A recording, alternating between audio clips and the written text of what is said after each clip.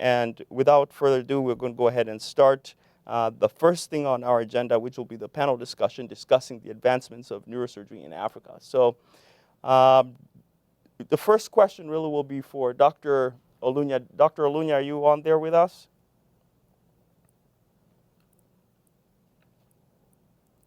I don't know if Dr. Olunya can hear us. Okay, we'll move on to Dr. Ogutha. It seems like Dr. Olunya might not quite be with us yet. Dr. Can you hear me? Can you hear me now? Yes, I can hear you now. So, Dr. Olunya. And you can, yes. All right, good morning. Well, I guess it's good afternoon for you. Good afternoon. All right, so the first question really for you would be, what do you think the biggest challenge has been to advancing neurosurgery in Kenya? Well, first of all, I'd like to thank you for this arrangement. I'll apologize for my mobile nature. One of the things that we do in Kenya is to have fun. And unfortunately, I was part of the Rhino Arc and Rhino Safaris. So we've just managed to raise, this is just a tidbit, we just managed to raise a total of 100 million shillings for reforestation in the country. So I'm just coming from somewhere in Narok. So excuse my attire, and I'll try and make sure I keep this short. Yes, one of the challenges for us really has been the following.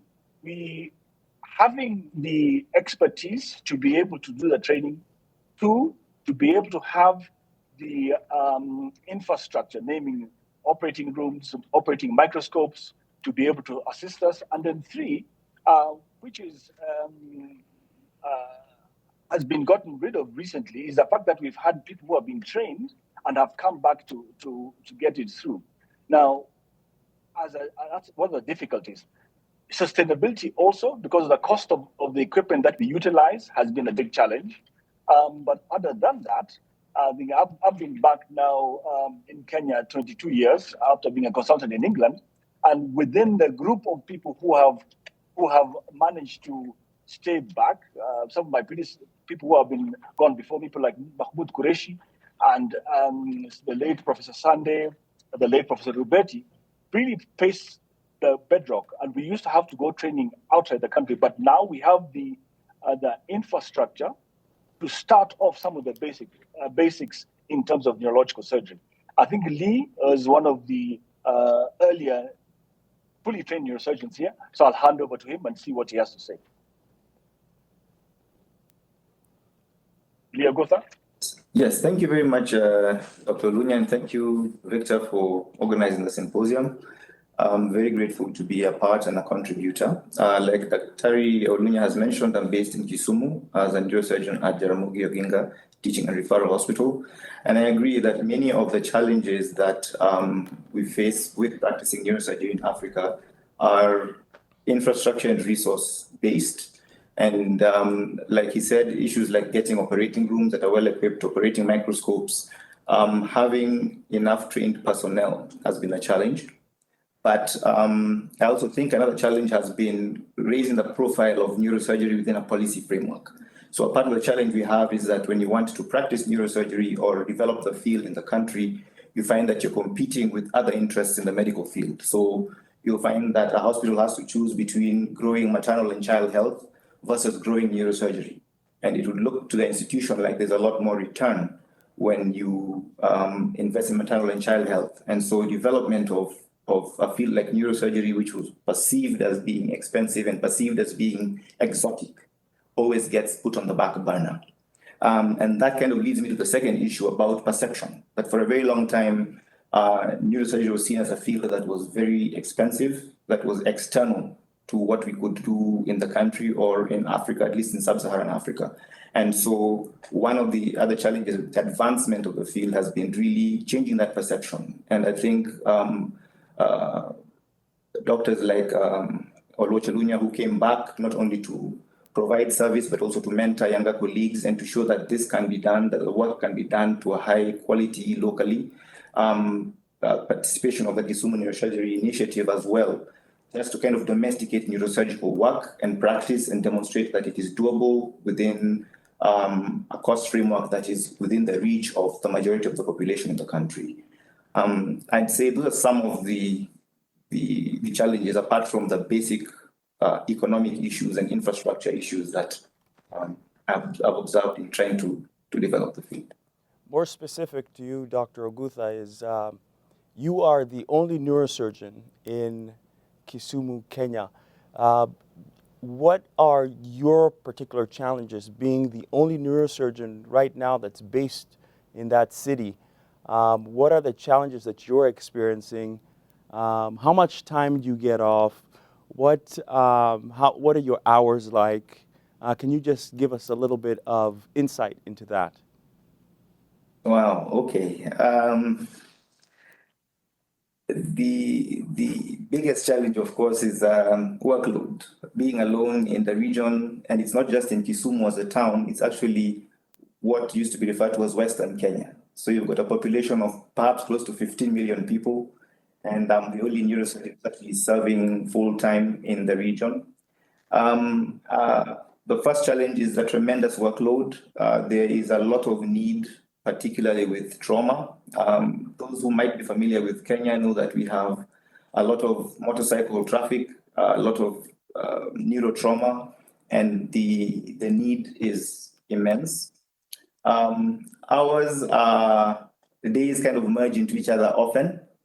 The advantage I've had actually, and what has really helped me, is that Jaramogi is a teaching center for residents who are doing general surgery.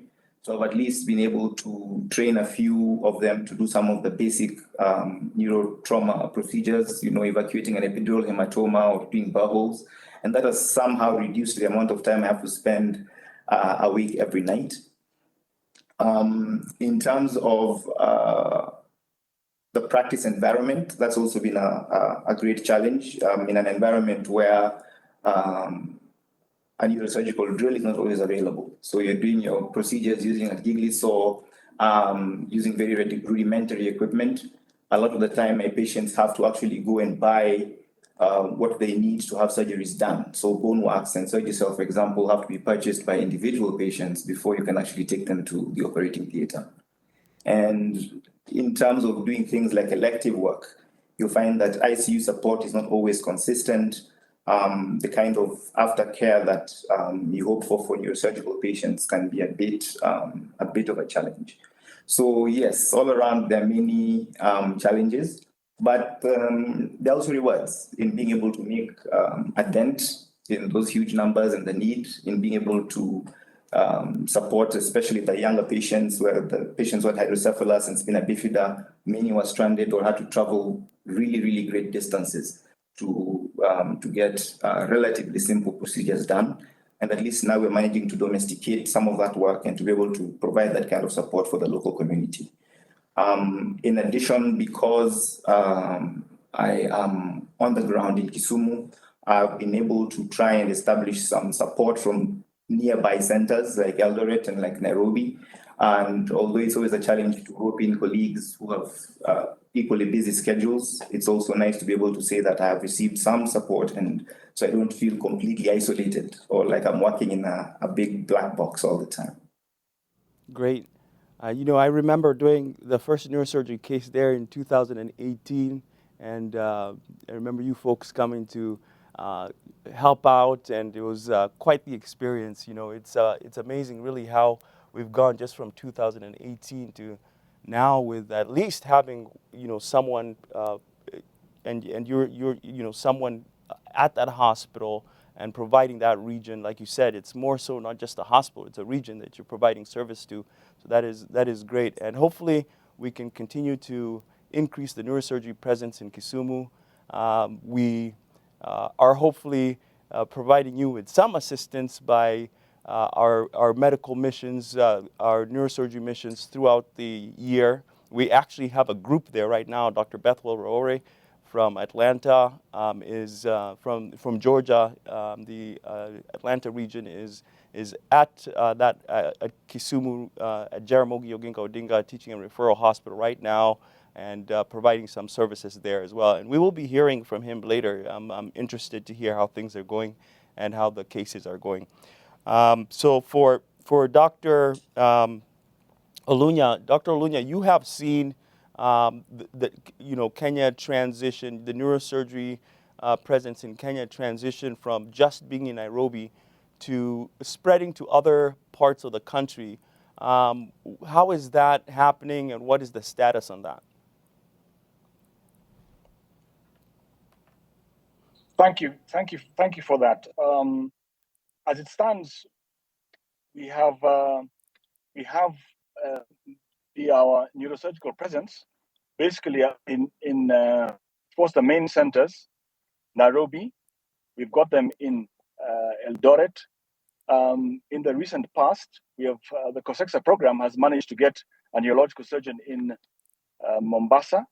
We have another neurological surgeon in Nyeri, which is about 100 kilometers from Nairobi.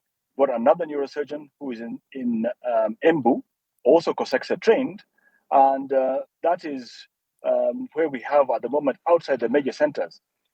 Following that, we've got one who's just recently finished, Halif Abdifata, who won the prize the last time we had the symposium for his score in terms of the presentations.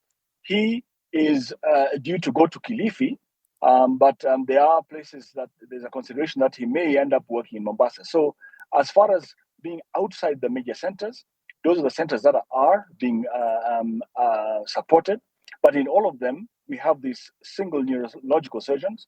And as Lee has mentioned, the fact that we have trainees who are present assist in some of the trauma work. What I must also mention is that the ethos of some of our training systems, like we have in the COSEXA program, that training program really is geared to be able to get people outside the center. In Tenwek, where a lot of training is being done, of course, that's a major center working through. And so the encouraging thing is, therefore, if you have a neurological problem, the support structures, the fact that we've got CT scanners available, it is possible to get primary care, it is possible to get trauma care, and some of the basic surgical problems like an elective work or tumor work, the external works are possible to be done in these areas. And as you might have noticed when you came to Kenya, degenerative spine disease is really, really heavy out here.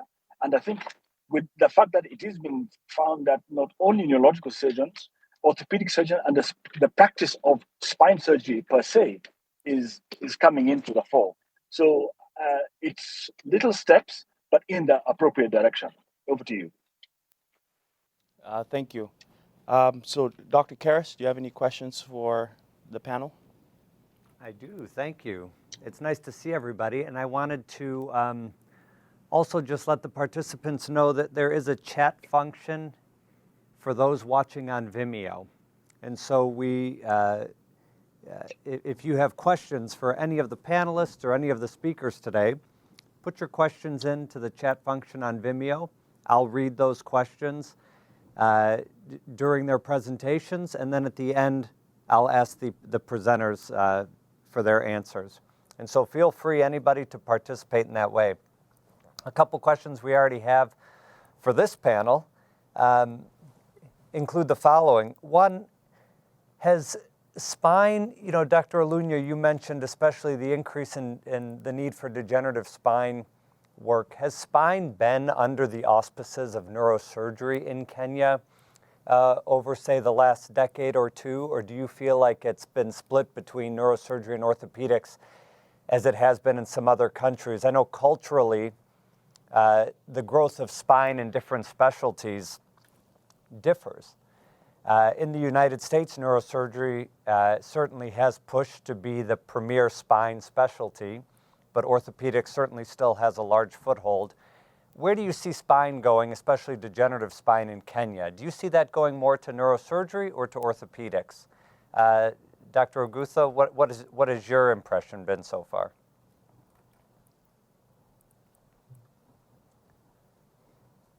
Spine disease.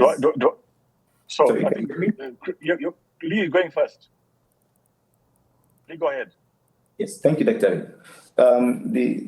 The burden of degenerative spine disease is great. Dr. Raore, who is with us from Atlanta, actually left him in the OR. And last night we were in the OR until about 1 a.m.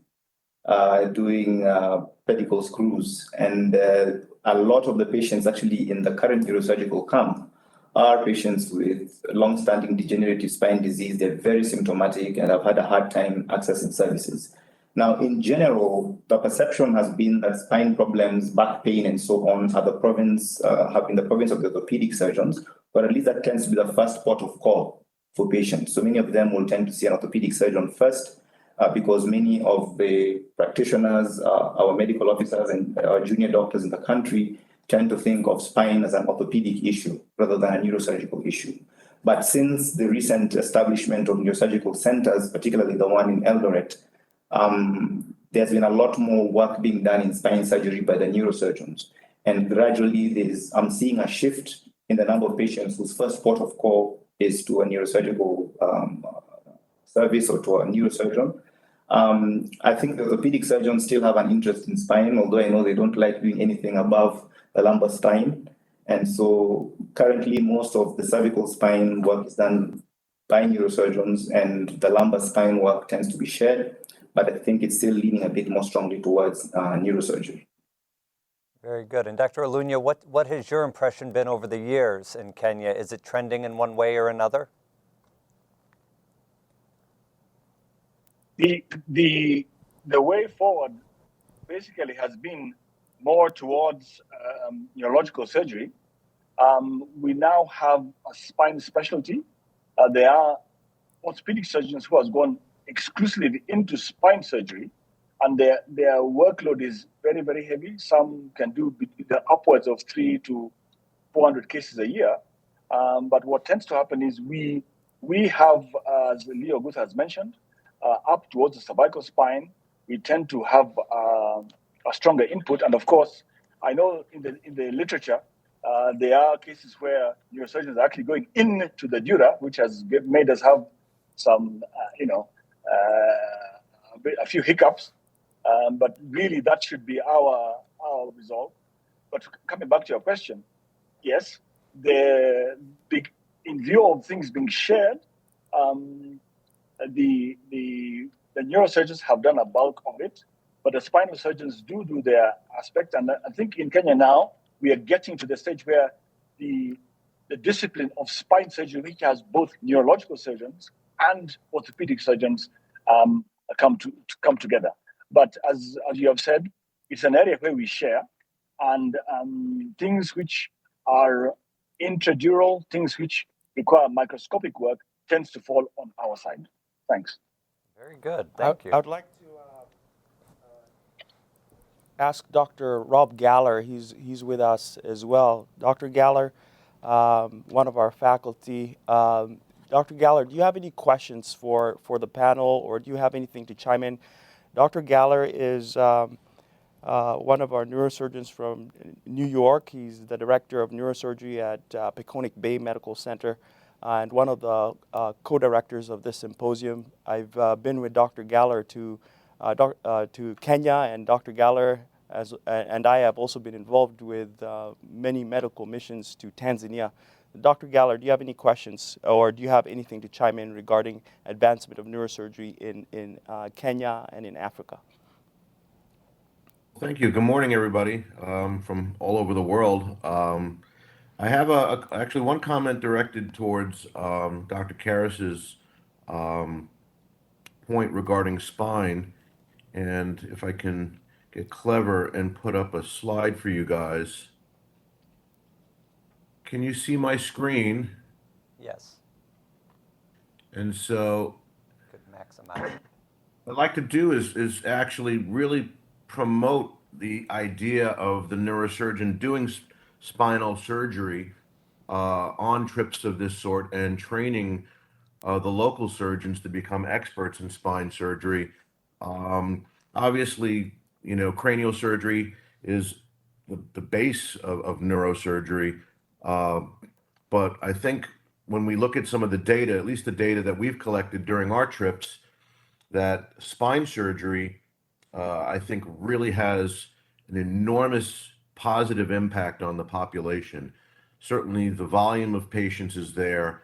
I think that the one thing that we can really pull from this is that it can be done safely, it can be trained efficiently, and I think that if you look at the column on the right, we have, other than one patient who had quite a terrible outcome, the overall improvement rate was absolutely overwhelming.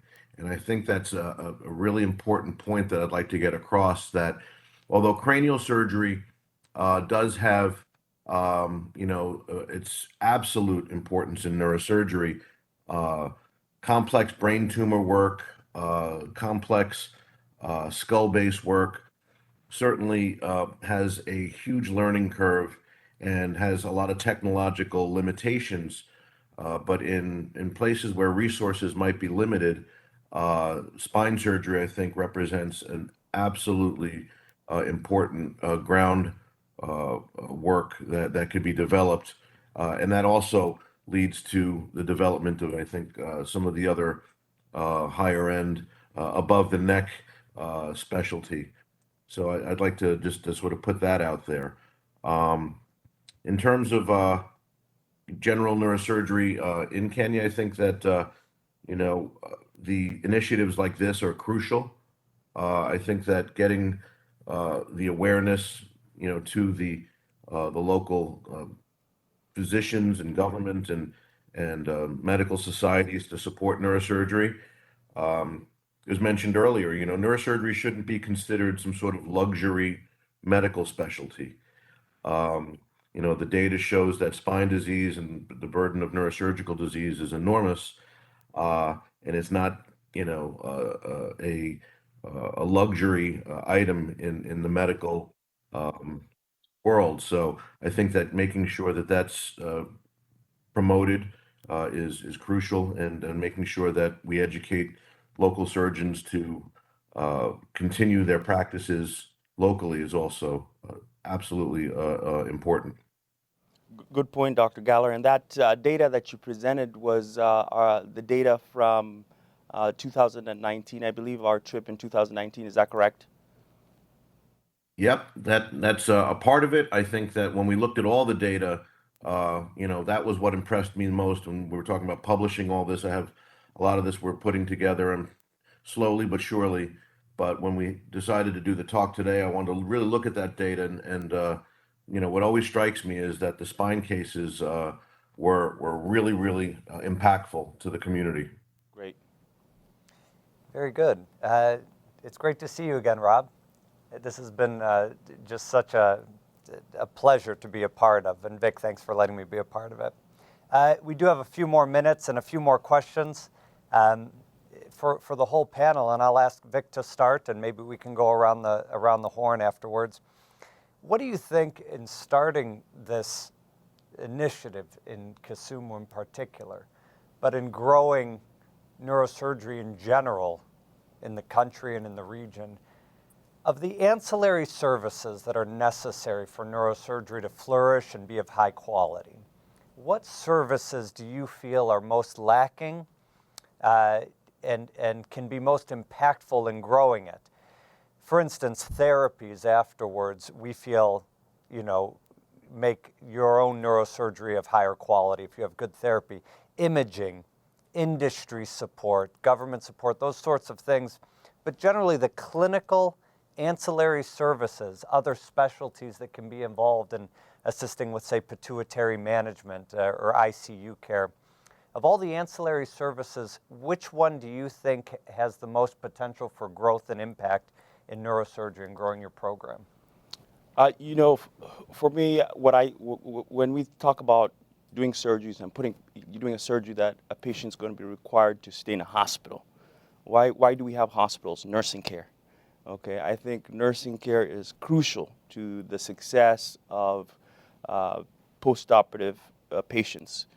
Nursing care is the reason why patients are in the hospital in the first place. So I think educating our nurses, okay, making them comfortable with taking care of these patients, knowing what to look for. To me, that is the most important thing. I think nurses play the most important role in postoperative care and the success of patients after surgery.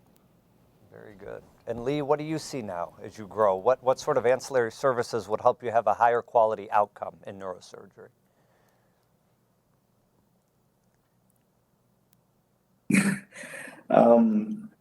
But just off the bat, I think one is an improvement in the referral system. By that I mean, I see a lot of patients with problems with delayed diagnosis. They come really late, the children with hydrocephalus come really late after having been taken around to various centers where they're not seeming to recognize the problem in time. Brain tumor patients come very late. I have patients with spine issues that should have very good outcomes if they're treated earlier, but will have residual deficits regardless of what you do by the time I see them. So I feel like a referral system that is a bit stronger and catches some of these neurosurgical cases earlier would make a significant difference in the quality of the outcome. Because for many of my patients, I catch them very late, and it becomes more difficult to have a good outcome with that.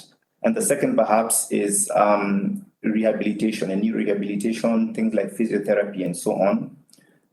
We haven't had that very well developed, and usually postoperatively our patients kind of disappear. So a bit of better follow-up and rehabilitation service will also make a significant difference in both outcomes and in having an understanding of the long-term consequences of the work. Then all the rest is critical. ICU, imaging, all of it comes down. But I think those two kind of stand out as ways that we can improve the outcomes for patients around here. Very good. And Dr. Olunya, if you don't mind, let us know your thoughts too on what can be improved to improve the quality of neurosurgery, which ancillary services. But also I'd like to know which ones you've seen grow over the years in Kenya. Which ones have you seen make an impact as they have grown? In general, all the parts that have been mentioned before, the nursing have made strides in terms of how patients are looked after. That's within the country. And to talk about Kisumu specifically, the steps that have been taken, the fact that Kisumu Neuroscience Initiative has started. Before that, we used to do some trips to try and get things going, is now a continuity. The fact that Lee is there is a major advance. So in terms of growth of those things that we had mentioned earlier, all those have moved in leaps and bounds. One thing which I think would also make a big difference in terms of impact, biomed. You can have all the fancy equipment. You can have all the fancy electrical equipment. But if the basic fluoroscopy doesn't work, if a plug is missing, you can have all this with you within the operating theater. But if you don't have a competent biomed department, that can set you back eons. So in terms of the things which can make a big impact, I think we can look for all the expensive equipment, but if the equipment doesn't work, it's of no use. It gathers dust and it makes patients' lives at risk. So I would push very strongly towards the biomed side of things, and all the things that have been mentioned by my other colleagues would make a big difference. And I think in terms of what has grown, this kind of